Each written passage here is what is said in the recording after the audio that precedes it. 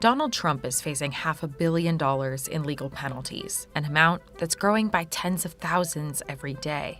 The judgment in his New York civil fraud trial represents one of the biggest tests of the former president's personal wealth in decades.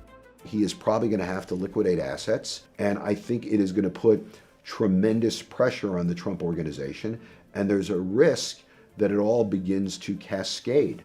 And he's up against the clock. For now, he has until late March to come up with the funds. Otherwise, the New York Attorney General could begin to seize some of his assets. On March 18th, Trump's lawyers said he has been unable to obtain a bond to guarantee payment, despite negotiating with some of the largest suretors in the world. So what options does Trump have to finance this mounting bill? We asked Wall Street Journal editor Peter Grant to break down where the former president's wealth stands today. We've looked at his business for a long time, and our best guess is that his net worth today is roughly around $3 billion.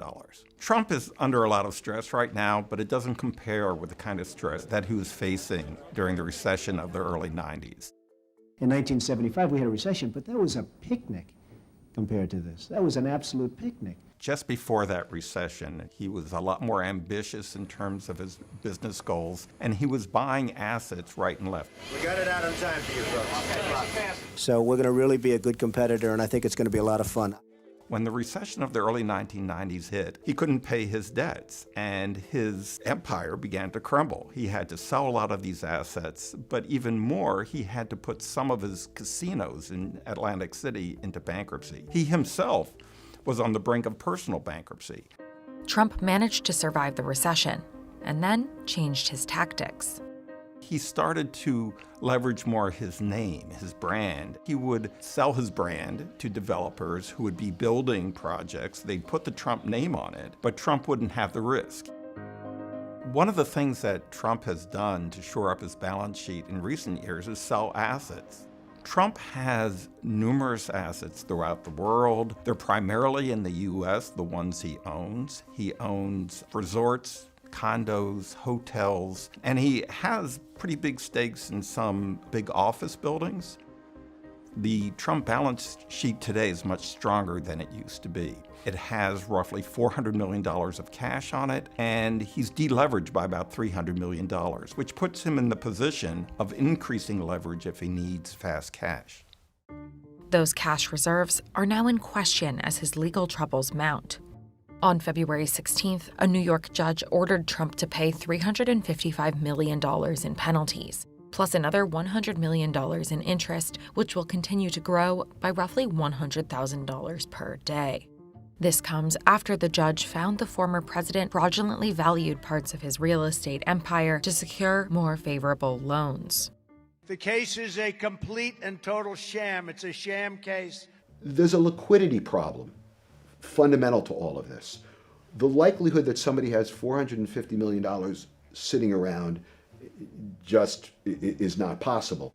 Trump appealed the ruling, but for it to move forward, he must secure the financing for what might be the full amount of his penalty. In late February, an appeals judge rejected an offer from Trump's lawyers to post a $100 million bond rather than the full amount.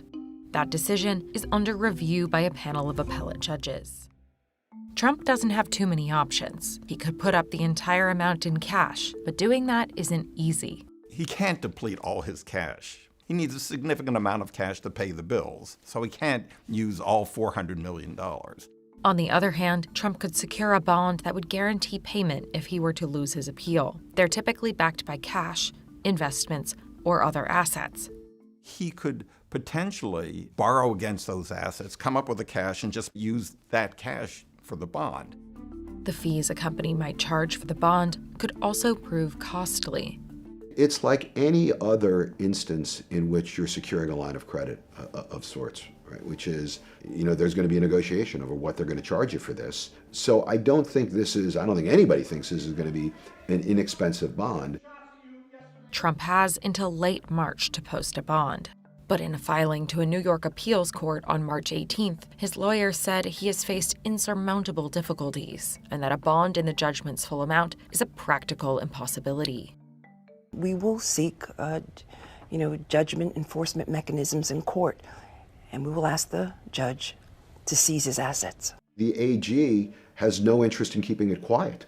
I think there is no question that if Trump is unable to secure the kind of undertaking that will allow him to stay the proceeding, this is game on for her. Trump's lawyers have acknowledged he lacks the liquidity to cover the judgment. If the court doesn't intervene, they said that he might be forced to unload his prized real estate in a fire sale. He has 3 ways to pay off the judgment without selling assets. 1 would be through the available cash, 2 would be borrowing against the assets, and 3 would be borrowing money from friends. The worst case scenario would be for him to start selling assets. He'd have to sell them quickly. Buyers would have the potential of taking advantage of the situation, and he wouldn't get the kind of prices that he would hope for. So that would be certainly a bad scenario for him.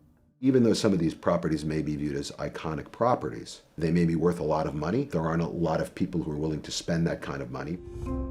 A spokesperson for Trump did not respond to questions over how he plans to finance the judgment.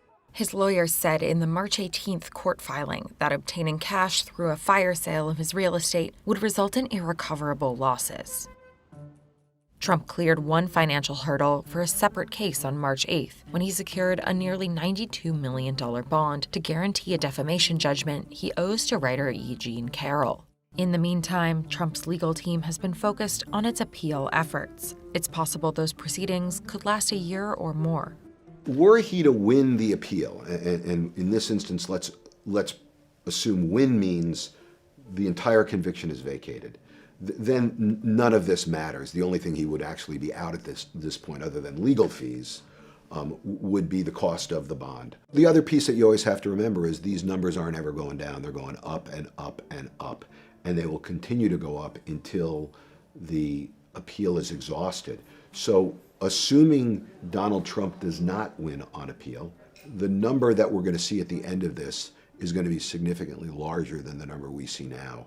And again, we're going to be right back here where we are today.